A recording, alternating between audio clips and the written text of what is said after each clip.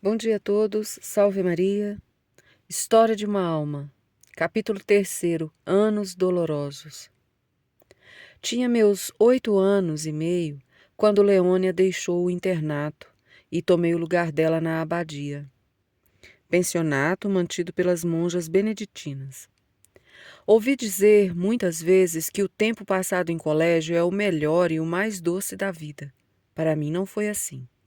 Os 5 anos que ali passei foram os mais tristonhos da minha vida. Não tive comigo minha querida Celina. Ali não poderia ter ficado um mês sequer sem cair doente. A pobre florzinha estava habituada a lançar suas débeis raízes em terra escolhida, feita expressamente para ela. Parecia-lhe também muito desagradável viver entre flores de toda espécie com raízes, às vezes um tanto grosseiras, e ver-se na obrigação de procurar em terra comum a seiva necessária para a sua subsistência. Vós, porém, me instruístes tão bem, minha querida mãe, que chegando ao colégio era a mais adiantada das crianças de minha idade. Entrei em classe de alunas maiores do que eu. Umas delas, com seus 13, 14 anos, era pouco inteligente, mas sabia, contudo, impor-se às colegas e às próprias mestras. Vendo que eu, tão pequenina, era quase sempre a primeira da classe e estimada de todas as religiosas, sentiu por certo inveja, coisa muito perdoável em aluna interna, e fez-me pagar de 1000 modos os meus pequenos sucessos. Com minha índole tímida e delicada, não sabia como defender-me e limitava-me a chorar sem dizer nada, não me queixando nem sequer a voz daquilo que padecia. Não tinha, contudo, bastante virtude para me sobrepor a tais misérias da vida, e meu pobre coraçãozinho sofria deveras. Por sorte minha, todas as tardes retornava ao lar paterno, e então meu coração expandia-se. Pulava aos joelhos do meu rei, a quem dizia as notas que tinha recebido, e o seu beijo fazia-me esquecer todas as minhas mágoas. Com que alvoroço não anunciei o resultado de minha primeira composição de história sagrada. Faltou-me um só ponto para a nota máxima, pois não soubera o nome do pai de Moisés. Era, portanto, a primeira e tirei uma bela condecoração de prata. Papai deu-me em recompensa uma linda moedinha de 4 soldos. Coloquei-a num estojo e ficou destinado a receber nova moeda, sempre da mesma importância, quase toda quinta-feira. Do mesmo estojo ia tirar quando em algumas festas queria contribuir do meu bolso na coleta de esmolas, quer para a proclamação da fé, quer para outras obras semelhantes.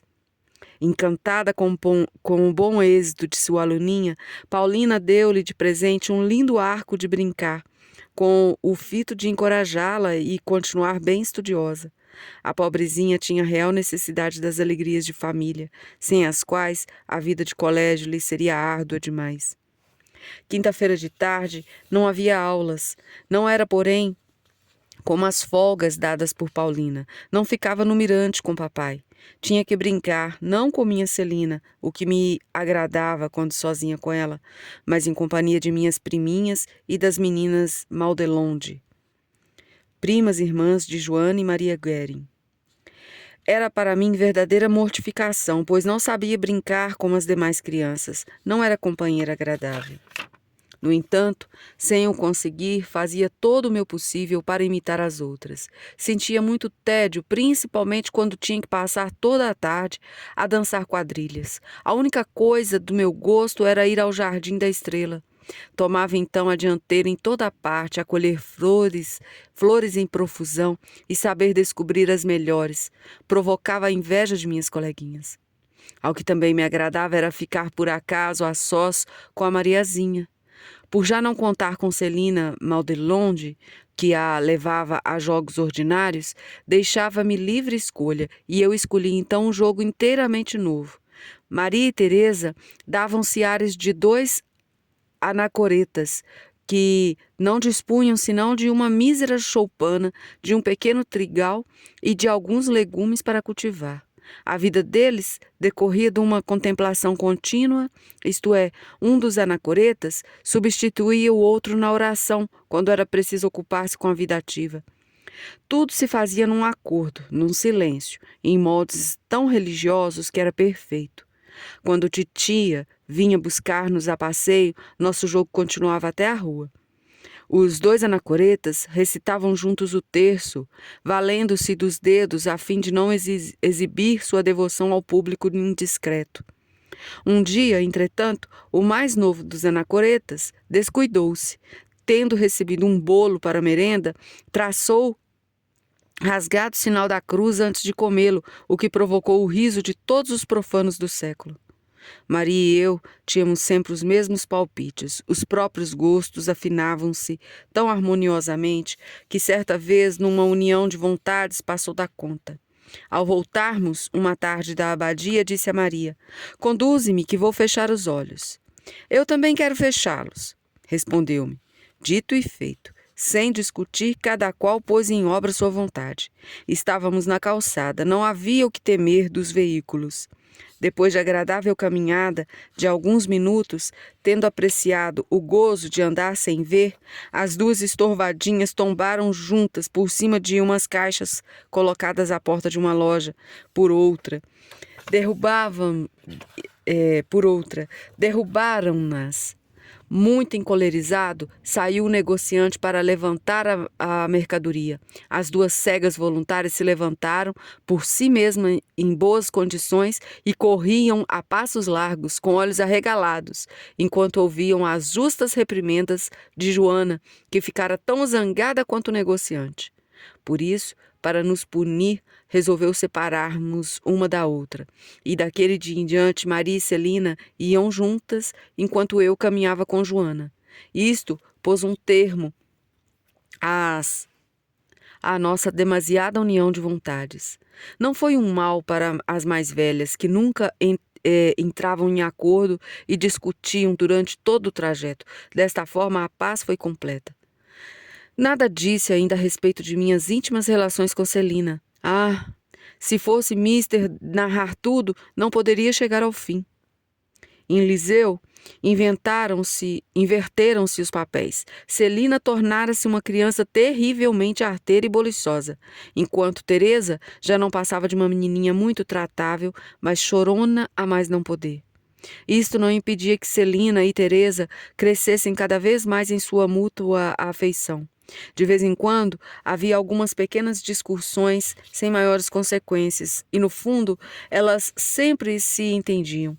Posso dizer que minha querida maninha jamais me causou desgosto, mas foi para comigo como que um raio de sol, sempre a alegrar-me e a consolar-me. Quem descreverá a intrepidez com que tomava minha defesa na abadia quando me acusavam? Tão grande era seu cuidado pela minha saúde que por vezes me importunava. O que não me enfadava era observá-la quando brincava. Punha em certa ordem o grupo de nossas bonequinhas e dava-lhe aula como uma mestra competente, só que dava um jeito de serem suas filhas sempre bem comportadas, enquanto que as minhas eram muitas vezes expulsas da classe por mau comportamento. Falava-me de todas as coisas novas que vinha aprendendo na classe, o que muito me entretinha, considerando-a um poço de ciência. Haviam-me apelidado filhinha de Celina. Por isso, quando ela estava descontente comigo, seu maior sinal de aborrecimento era declarar-me: "Já não és minha filhinha. Acabou-se. Disso nunca esquecerei." Então, só me restava chorar como uma Madalena, suplicando-lhe ainda me considerasse sua filhinha. Logo me abraçava e prometia-me de já não se lembrar de nada. Para me consolar, tomava uma ou duas de suas bonecas e dizia-lhe: "Minha querida, dá um abraço em tua tia." Certa ocasião, a boneca foi tão ardorosa em abraçar-me com carinho que me enfiou os 2 bracinhos pelo nariz. Celina, que não o fizera de caso pensado, olhava estupefada para mim, que estava com a boneca suspensa no nariz. A tia não levou muito tempo em se desfazer dos abraços por demais carinhosos de sua sobrinha e desatou a rir gostosamente de tão singular aventura. O mais divertido era ver-nos comprar juntas os nossos presentes do bazar. Cuidávamos de ficar escondidas uma da outra, dispondo de 10 soldos para gastar. Precisávamos de pelo menos 5 ou 6 objetos diferentes, e tratava-se de ver quem compraria as coisas mais bonitas. Encantadas com as nossas aquisições, aguardávamos com impaciência o primeiro dia do ano, a fim de oferecermos uma à outra nossos graciosos presentes. Quem acordasse antes da outra, apressava-se em lhe desejar feliz ano novo, e logo nos dávamos uma a outra os presentes de boas festas. Cada qual de nós ficava extasiadas com as preciosidades que se vendiam por 10 soldos. Estes mimos nos causavam quase tanto prazer quanto os lindos presentes de boas festas que vinham de titio. E isto, aliás, era apenas o começo das alegrias. Naquele dia, vestíamos num instante a cada qual se punha à espreita para saltar ao pescoço de papai. Logo que ele saísse do quarto, eram gritos de alegria por toda a casa e o nosso bom paizinho mostrava-se feliz por nos ver tão contentes. Os presentes de boas festas que Maria e Paulina davam às outras filhinhas não eram de grande valor, mas também lhes proporcionavam grande alegria. Naquela idade não éramos indiferentes. Nossa alma expandia-se em toda a sua frescura, como uma flor que é feliz por receber o orvalho da manhã. A mesma aragem fazia balançar nossas corolas e o que para uma fosse motivo de alegria ou de mágoas, se-lo-ia ao mesmo tempo também para a outra. Com efeito, nossas alegrias eram em comum. Bem o percebi no belo dia da primeira comunhão de minha querida Celina. Só tendo 7 anos, ainda não frequentava a abadia, mas conservei-no no coração a gratíssima lembrança da preparação que vós, minha querida mãe, proporcionastes à Celina. Todas as tardes vós a tomáveis sobre os joelhos e com ela conversáveis sobre o grande ato que ia realizar. Eu cá escutava, muito desejosa de preparar-me também, mas frequentemente me dizíeis que fosse embora por ser ainda muito pequena. Senti então um desgosto muito grande pensando comigo que 4 anos não eram demais como preparação para receber o bom Deus. Uma tarde, escutei-vos falar que, feita a primeira comunhão, se devia começar uma vida nova. Resolvi imediatamente a não esperar por esse dia, mas começá-la ao mesmo tempo que Celina. Jamais senti quanto a amava, como vim a senti-lo durante seu retiro de 3 dias. Pela primeira vez na vida estava longe dela e não dormia em sua cama. No primeiro dia, esquecida de que não ia voltar, guardei um galhinho de cerejas para as comer com ela. Quando percebi que não chegava, fiquei muito pesarosa. Papai consolou-me com a declaração de que no dia seguinte me levaria até a abadia para visitar minha Celina, que eu lhe daria outro galho de cerejas. Terminando mais uma parte, a frase de hoje que ela seja uma meditação para o nosso dia. Naquela idade não éramos indiferentes. Nossa alma expandia-se em toda a sua frescura, como uma flor que é feliz por receber o orvalho da manhã.